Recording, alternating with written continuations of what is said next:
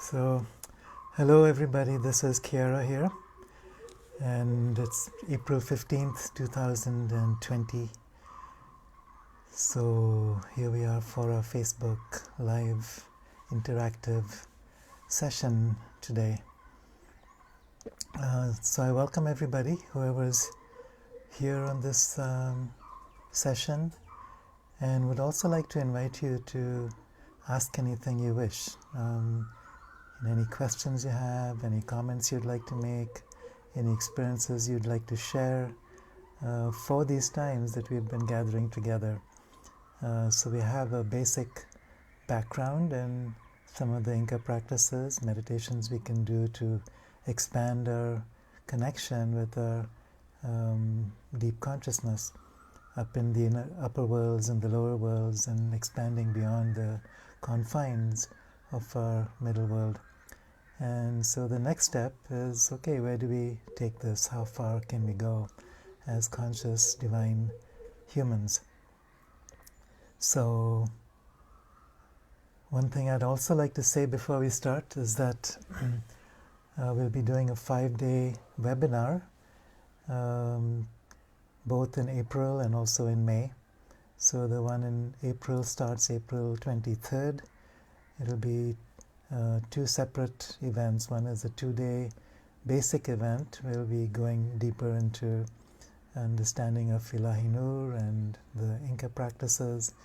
And then a couple days later, we'll be doing a deep immersion in becoming a creator or co-creator for these times, using our breath, using the power of our intention, using our connection with the spirit of the earth and the soul of the divine to be able to truly make a difference in these times. So this is also something that we can continue doing in these tri-weekly sessions, but we can also gather together in a very unified way collectively to truly understand what our task on earth is about. So if anyone is interested in that, I'll put up a notice on the Facebook page, including what we'll be doing, the dates, and also whom you could contact. So my friends Marianka, Yvette, and Jamie in the Netherlands are organizing this, putting it together on a Zoom platform. So since we cannot travel as much as we'd like to physically at this time, we can use the power of our internet and through the internet to be able to do this. So please check that out. So a question that comes up, one of the questions I'm reading here from the interactive session: please advise how we can connect to our true self and find our true purpose. It's not so much a connection that we're making. We're already connected. We're naturally divine. We're naturally who we are as the true self. It's more like letting go, releasing the veils of illusion. So until we're able to go beyond the middle world, until we are able to naturally and spontaneously connect with the upper world and the lower world along with the middle world, we cannot actually access this aspect of ourselves, simply because we're only working with one aspect of the mind, which we call the rational mind. We're conditioned to believe that this is the only aspect of the mind that's real.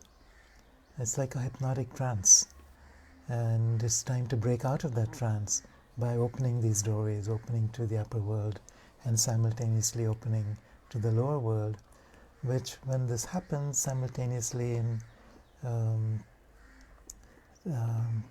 begins to become a part of our daily life, also allows us to walk co-creatively as masters on this earth, to create our own alternate timeline which is maybe different from the um, timeline that has to do with duality, that has to do with victimization, that has to do with fear.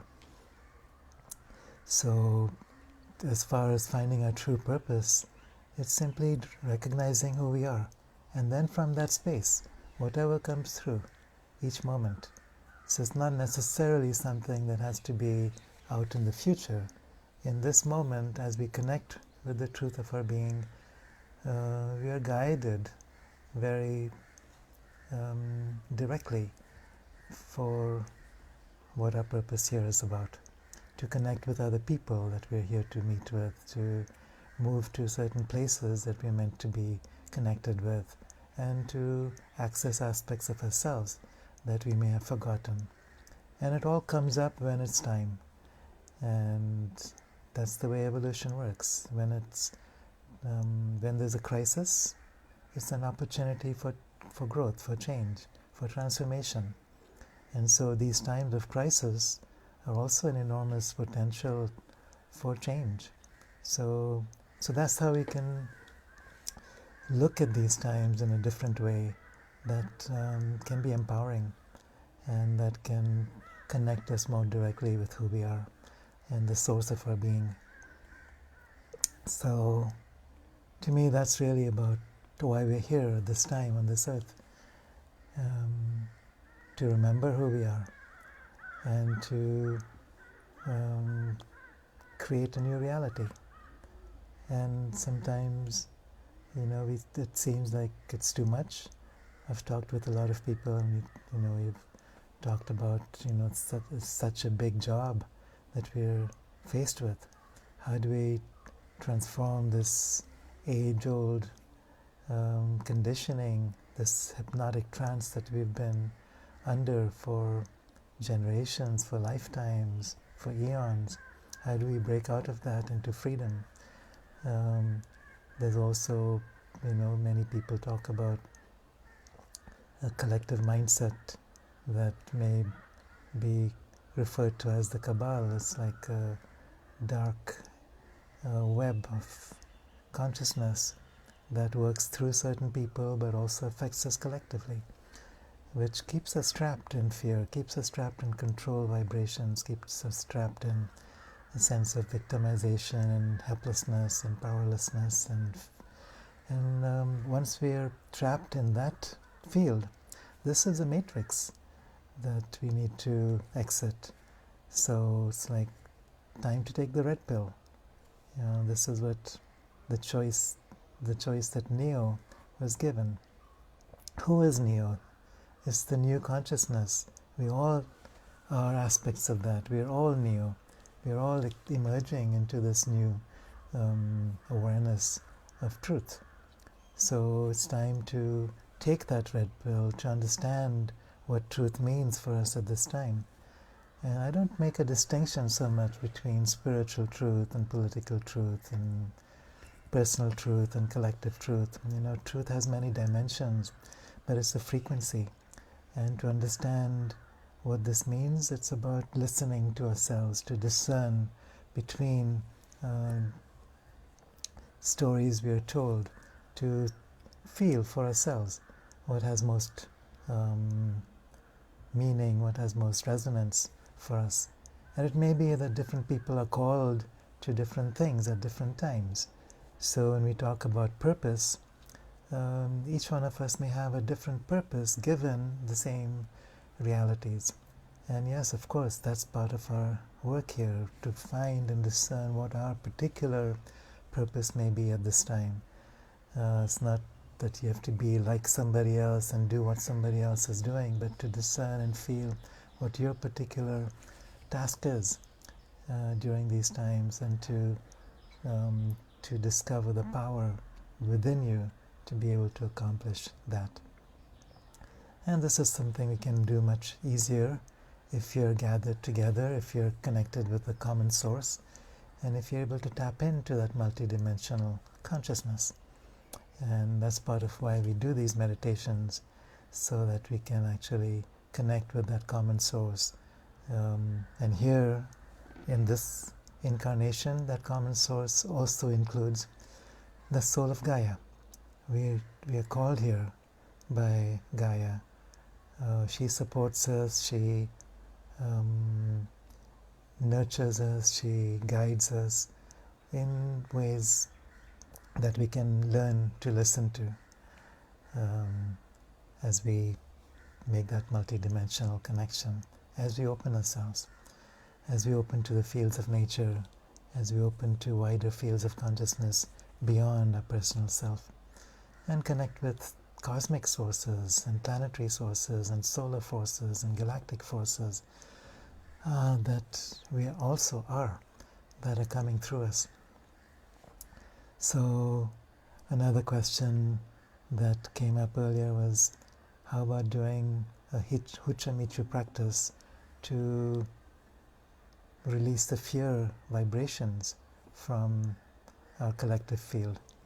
And yes, this is something that we are doing. We have been doing this, but I want to say something about this also. It's not just doing an external practice, it's also a mindset. It's about recognizing that as long as we're trapped in a field of duality where we consider that darkness and light are opposites of each other, and that one is stronger or weaker than the other, we're still held in this field of Hucha. When we start to break out of this illusion that there's a duality, that there's a right and wrong, we simply then come to terms with the flow of life through all things. So it's like, okay, how do we hold both these realms together? So obviously, on the one hand, we're here in the realm of physical reality, which is very much about duality, which is about third dimensional events on the earth, some of which can be very fearful, and at the same time recognizing that there's a multidimensional aspect to this, that all things that happen are part of a flow of divine perfection. And this flow that the Incas referred to as Sami is something that we can connect with.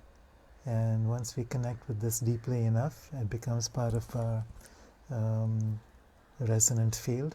It can overcome the illusion of Hucha, of darkness, of fear, of helplessness, of feeling like a victim on this earth. And we start to break out of that hypnotic trance that we've been under. And so when these events start happening, what we are experiencing right now in the last few months, for instance, it's not the end of it. This will continue until we break through to a new way of seeing, a new way of being, a new way of honoring ourselves and the earth. So it's literally a turning point. We're at this planetary turning point right now, and it's a gift. And if we can recognize this as a gift, then we have choices. And if we recognize, or if we perceive this as something, tragic and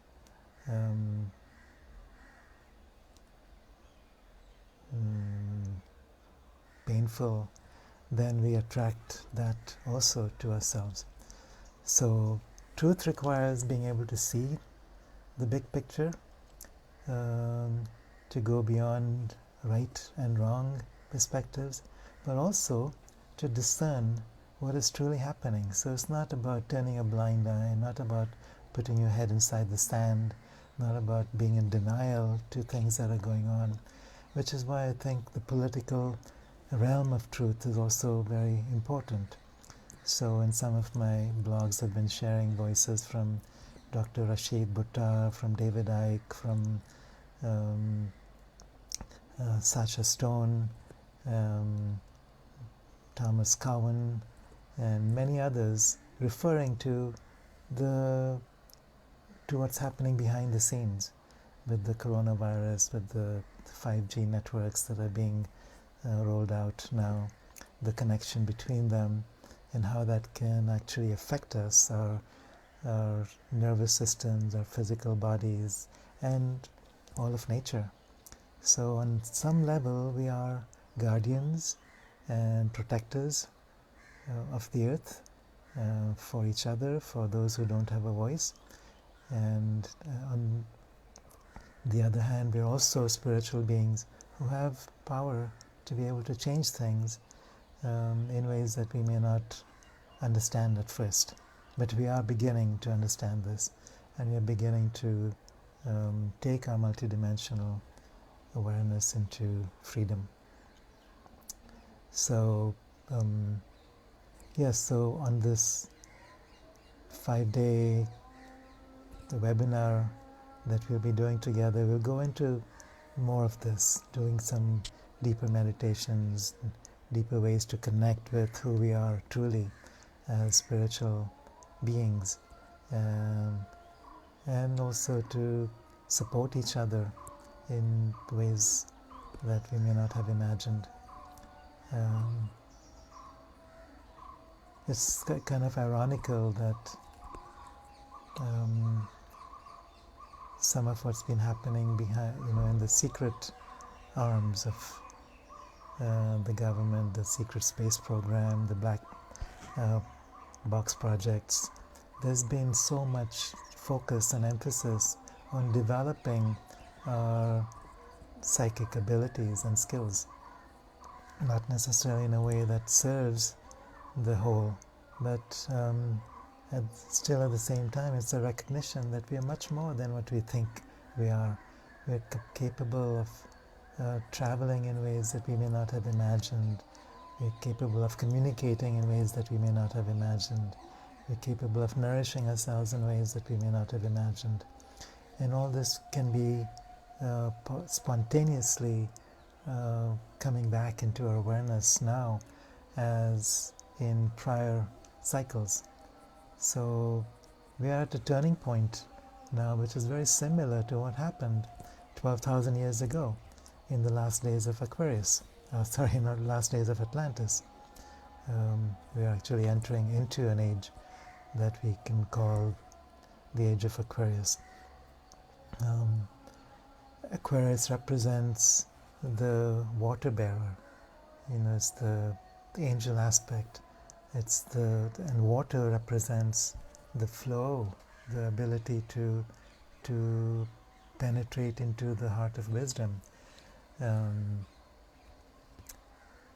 The poet Rumi, Mevlana, as he's known in Turkey, often said that there are three stages to our awakening. First we are a drop, separate from the great ocean. We see ourselves as somehow less than, somehow limited. And then that drop begins to enter into the great ocean. It joins with the ocean. It loses its sense of separate identity. But then that's not the final stage. The next stage, and the most important stage, is when the entire ocean begins to enter into the drop. This powerful stream of spirit consciousness begins to flow through a surrendered human awareness. This is what we're getting ready for now. And I'm certain that in the years to come, perhaps in the months to come, all of us will be given opportunities to experience this for ourselves. If we choose to. It's time for the caterpillar consciousness to collapse into itself, to give birth to something new, something wider, the butterfly consciousness, the human butterfly. So this is our opportunity now.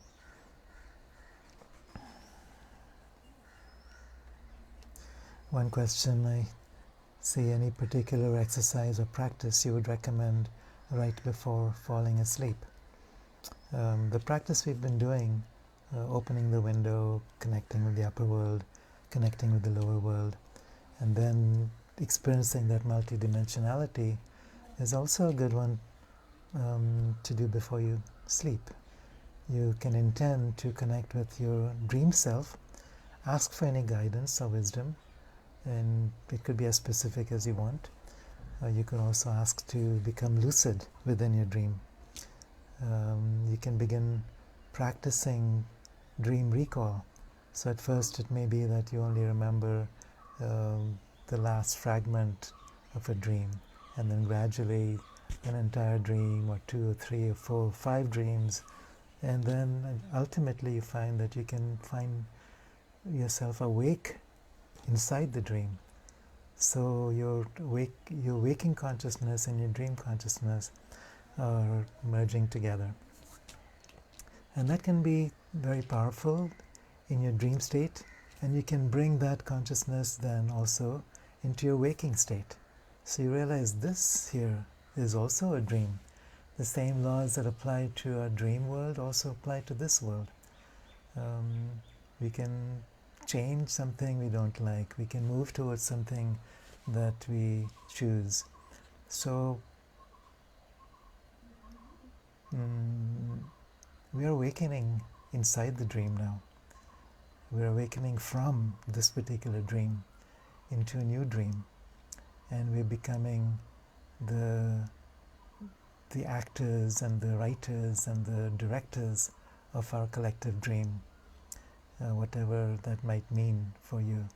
Ultimately, what it means is that we're taking charge of our life. We're waking up. We're empowering ourselves as free, conscious beings on this earth. No more enslavement, no more fear. So this practice, the basic Inca practice, basic as it may be, is a very powerful tool, and we can continue working with that, and then gradually start opening different centers, different navis within our energy bodies, which allow us to go even deeper.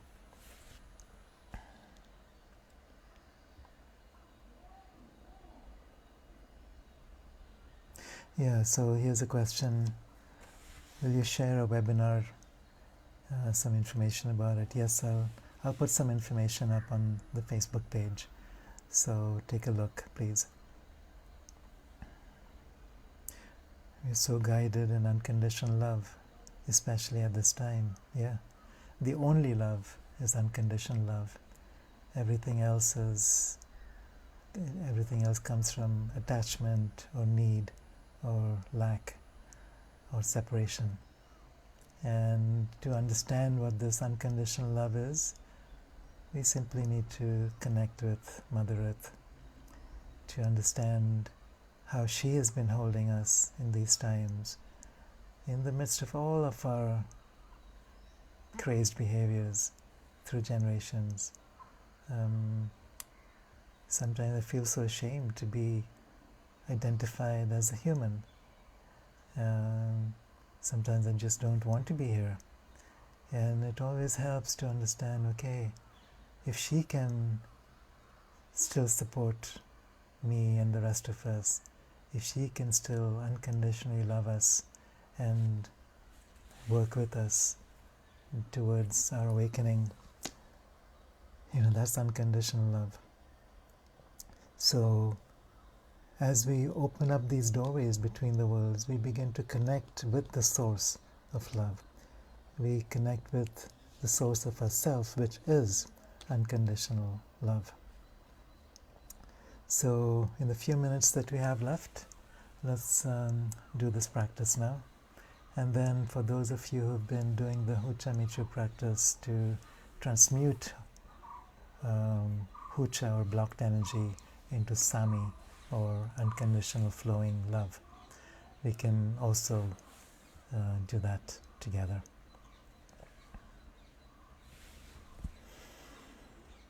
All right, so connecting with the bubble, connecting with that window directly over the top of this bubble, opening that as wide as possible.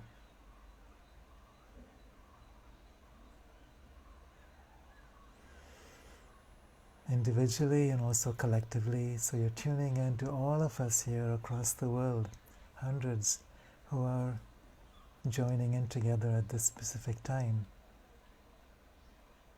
opening these doorways between worlds. So open that doorway as wide as you can, inviting the Sami, the cosmic light, the Ilahi Nur field, supramental consciousness, down through the window, down through our bodies, down through every single cell within our physical bodies,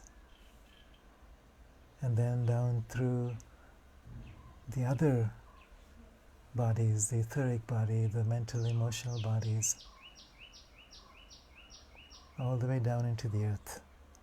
It's like a powerful waterfall flowing down through our collective being, all the way down to the very center of the planet.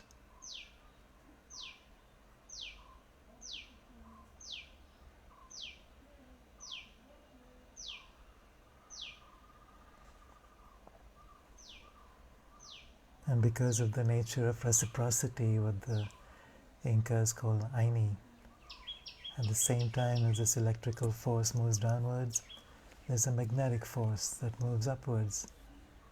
It comes deep from the center of the earth, up through our feet, up through all of our bodies, through the window, up to the sky, carrying that nurturing, unconditional quality of love from the Earth Mother as her response, her gratitude.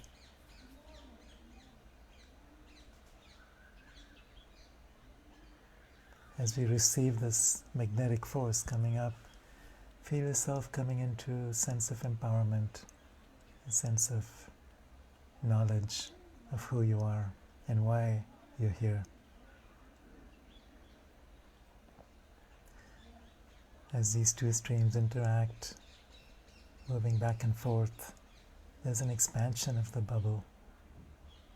You feel yourself connecting with the causal body, the realms of the soul, extending further and further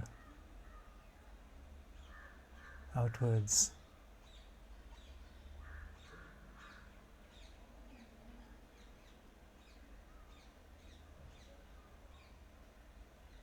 We're moving out spherically to become the earth.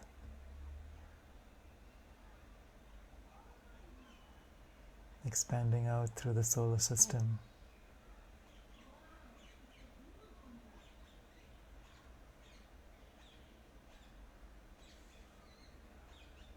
Out through the Milky Way galaxy.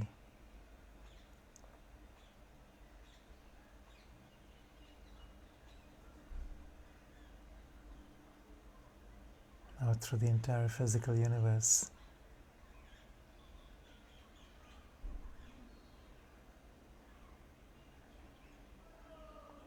Out through multiple timelines in space.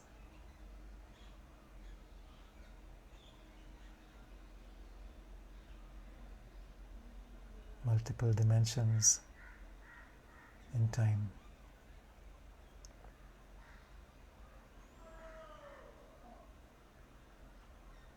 Ultimately becoming identified as the one self that moves through all things. The one self that is all things.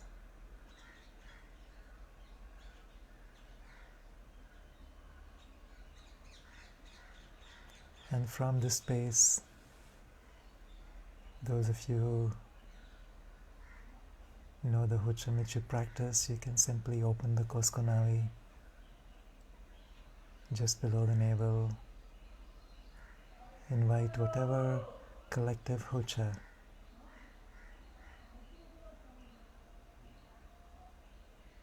needs to be transformed in this moment, receiving it, transmuting it, allowing Mother Earth to support this process.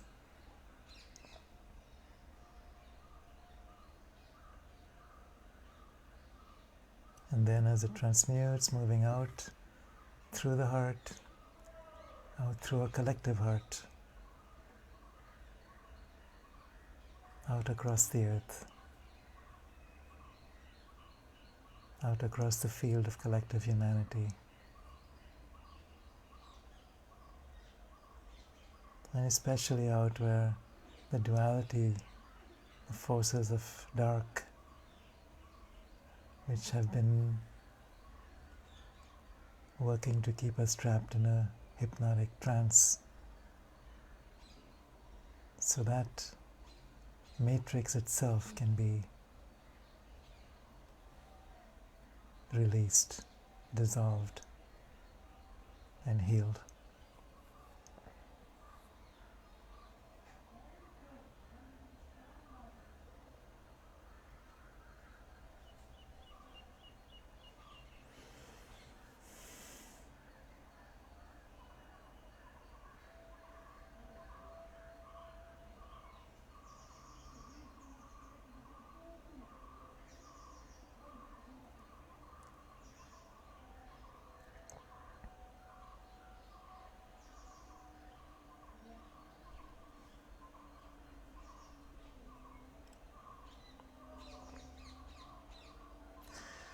So remain in this stillness, in this state of expanded awareness for as long as you wish.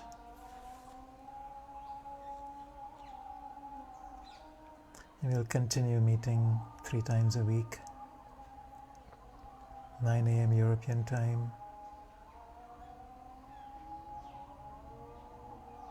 10 a.m. Turkish time, 8 a.m. GMT,